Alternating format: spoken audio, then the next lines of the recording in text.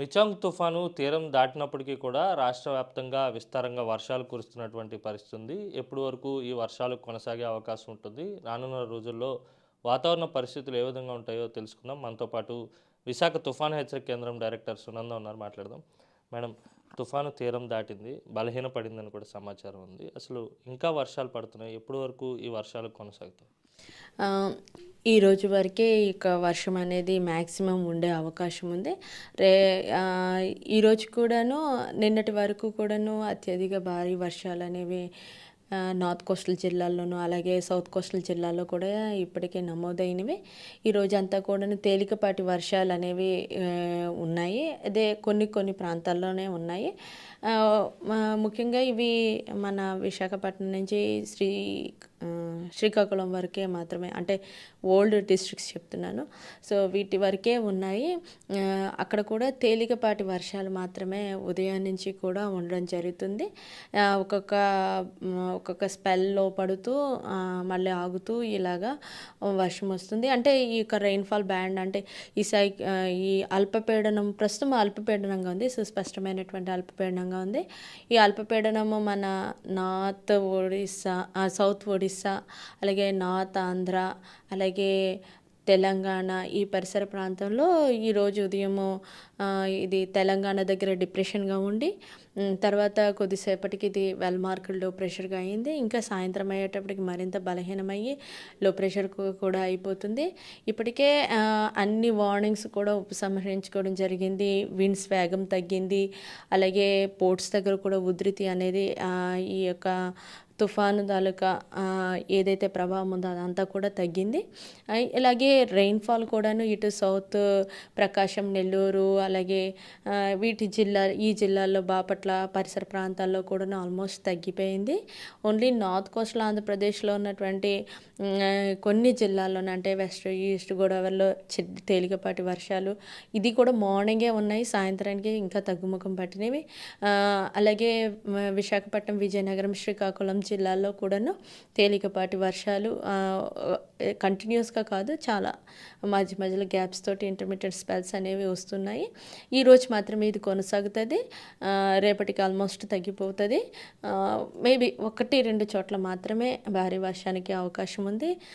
Otherwise అన్ని చోట్ల మోస్తరు వర్షమే ఉండే అవకాశం ఉంది. అంటే ఇప్పటివరకు మత్స్యకారులను వేటకు వెళ్ళొద్దని హెచ్చరించారు కదా, సముద్ర వాతావరణం కుదుట పడిందా? వారు వేటకు వెళ్ళొచ్చు?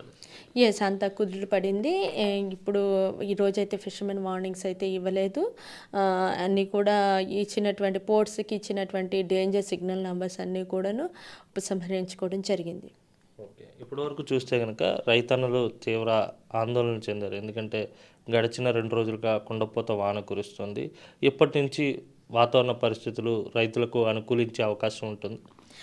ఆల్మోస్ట్ అండి, ఏదైతే ఈ తుఫాను వల్ల వచ్చిన వర్షాలన్నీ కూడా తగ్గినట్టే. ఇక రేపటి నుంచి ఎండ వాతావరణం కూడా వచ్చే అవకాశం ఉంది. ఇక్కడ ఈరోజు కూడాను కొన్ని ప్రాంతాల్లో క్లౌడీగా ఉన్న, కొన్ని ప్రాంతాల్లో ఎండ వచ్చి అలా ఉండే పరిస్థితి కూడా ఉంది. బట్ ఏదేమైనప్పటికీ రేపటి నుంచి అంతా కూడా క్లియర్ అయిపోతుంది. ఎండ వాతావరణమే మనకు ఉండే అవకాశం ఉంది. అంటే ప్రధానంగా చిత్తూరు, నెల్లూరు, కృష్ణా, గుంటూరు ఈ ప్రాంతాల్లో పెద్ద ఎత్తున వర్షపాతం నమోదైంది. ఎక్కడెక్కడ ఎన్ని సెంటీమీటర్లు వర్షపాతం అయింది? ఏమన్నా రికార్డ్స్ ఏమైనా ఉన్నాయి? నిన్న ఉదయం వరకు చూసుకున్నట్లయితే, నిన్న ఉదయం నుంచి ఆఫ్టర్నూన్ వరకు చూసుకున్నట్లయితే నెల్లూరు, బాపట్ల ఈ ప్రాంతాల్లో అత్యంత భారీ వర్షము, అలాగే అంటే ఆయా అత్యంత భారీ వర్షం 2 చోట్ల, భారీ నుంచి అతి భారీ వర్షాలు చాలా చోట్ల ఉంటూ భారీ వర్షాలు కూడా చాలా ఎక్కువ ప్రాంతాల్లో రికార్డ్ అయినవి.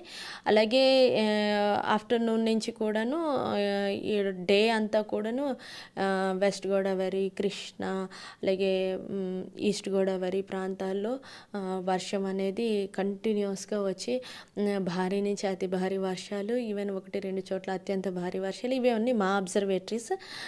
ఇంకా ఈ తుఫాన్ ఇది వీకెండ్ అయినప్పుడు డీప్ డిప్రెషన్, అంటే తీవ్ర వాయుగుండంగా నార్త్ వైపు కొంచెం సేపు మూవ్ అయింది.